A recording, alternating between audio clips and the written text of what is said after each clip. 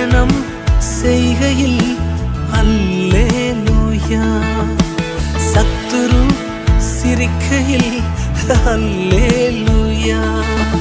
என் எதிரி பெருக பெருக என் பந்தி அளவும் பெருகும். நான் துதித்து பாடும் போது சிறைச்சாலை கதவும் திறக்கும். அல்லேலூயா.